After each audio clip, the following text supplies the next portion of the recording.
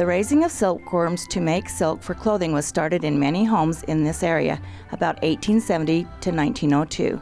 Silkworm culture was encouraged among Relief Society women of the LDS Church.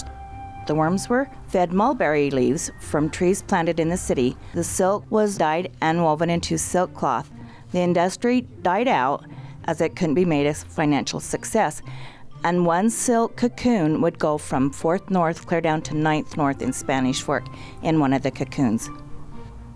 Research dates hair wreaths as early as 1400s in Europe. The wreaths in our collection date from the mid-1800s to the early 1900s. And that's a little stove that's used to heat rather than cooking, and it was brought in the early 1800s by Rufus P. Snell, used by his grandchildren.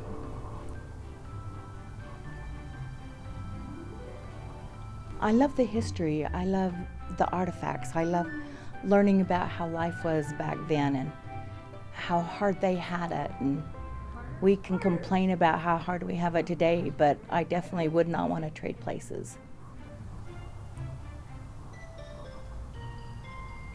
When they didn't have electricity, they had to make their own candles, and those are candle forms that they would melt their wax and make their own candles. And there was a place up by Soldier Summit that mined for wax, and they would take the wax, the rocks that had the wax in it, and boil it, and when the wax all went to the top, then that's how they'd get their wax.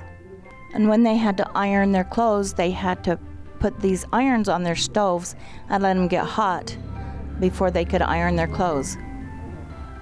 That log was Spanish Fork's water line, and when they dug it up and put a new one in, they donated that piece to us. Fluters were used to make collars and decorations on their clothes, and it ruffled their clothes for them. They would heat it and then run it through, and it would flute their collars. The surrey was used when people were dressed up to go somewhere nice, like a party, dance, or church. The surrey with the fringe on top, as the song says, people liked the fringe because it swayed as the surrey moved along. How romantic when a young man came to pick up his girlfriend in a surrey like this. He probably borrowed it from his dad, who lit a candle on each side of the lantern and said, "You better have that girl home before the candles burn out." This is the fire hose cart, Spanish Fork's first piece of firefighting equipment. It was acquired about 1803 or 1804 when water was piped from springs in the Spanish Fork Canyon.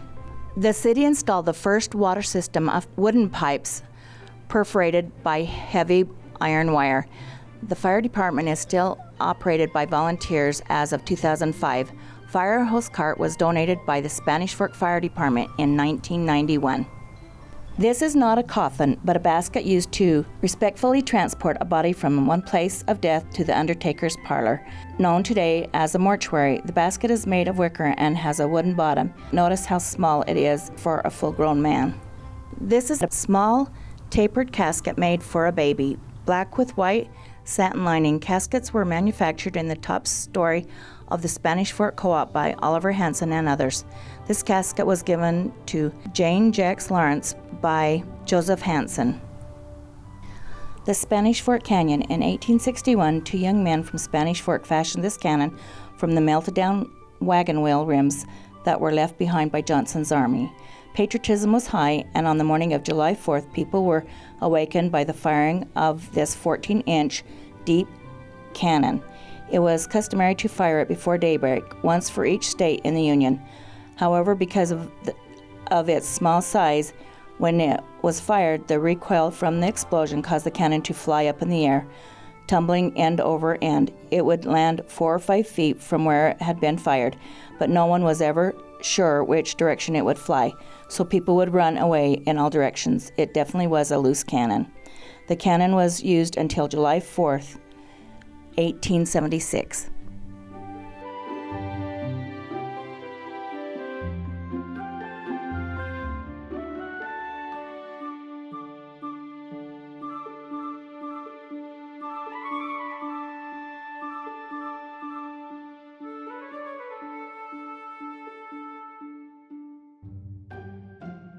You might expect a nurse uniform to be white, but in 1918, during World War I, this greenish-brown, scratchy wool dress was worn by Nurse Sorensen. The Indian baskets, moccasins, and beaded items were all made by the Ute Indians and were collected by Fannie Mae Carrington. Jesse Peyton Holt made this bed, and his family legend claims that he made it using a pocket knife. We have 4 different spinning wheels, but this spinning wheel was brought to Utah from Iceland by the Ericssons in 1887. Her family disowned her for joining the Church of Jesus Christ of Latter-day Saints, and she was left alone to care for her family after the death of her husband. The spinning wheel became her chief source of earning a living. She died April 27, 1927. The spinning wheel dates back to at least 1867 and maybe older. This Holy Bible was printed for blind people, but if you look carefully, you will see it has raised letters rather than dots for the Braille alphabet.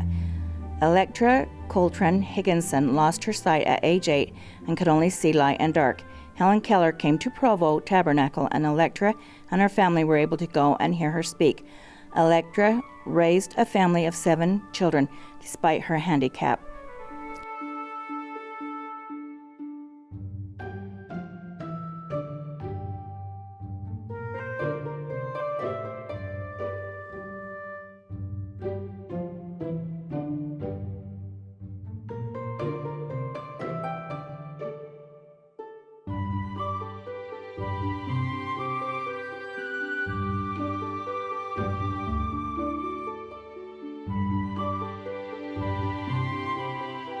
This blanket was made with carded wool, and they'd get their sheep, cut the wool off, they would get it carded, and this isn't batting in the quilts, it is carded wool, and you can see it's wool. And they reused all their cloth. That's how they'd make their blankets. From the clothes that had wore out, they would cut them all up and make quilts out of them. It's got different fabrics in it, denim, I'm just everything, on the wool. A lot of work went into that quilt. And if you look really close at the stitches, you can see that it's been hand sewn. The blacksmith bellows came from the shop of Robert McKell, born 1824 in Glasgow, Scotland. He was a blacksmith apprentice for 6.5 years in Scotland. He came to Utah in 1852 and settled in Palmyra, later moving to Spanish Fork, where he established a blacksmith shop. He was an Indian War veteran.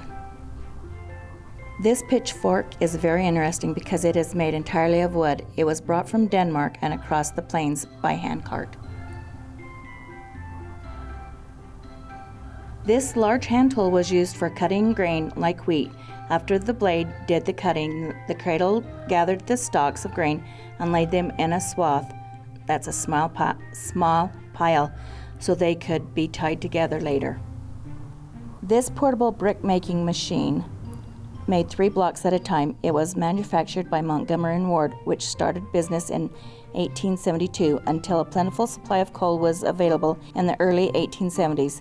Sun-dried adobes were used for buildings. In 1874, the City Hall was the first public building in Spanish Fork to be built of bricks. This is a grindstone. None of the tools here could be plugged in because there was no electricity. This grindstone was used in the early 1900s and ran on pedal power. It was used to sharpen hay knives and other farm tools. Norwood Carter wore this lovely dress when she married Mahlon Carter on December 11, 1902. Look closely and you will see one small blue bead in the pearl design around the neck. It is on the right upper bodice. Maybe the blue bead was part of the saying, something old, something new, something borrowed, something blue.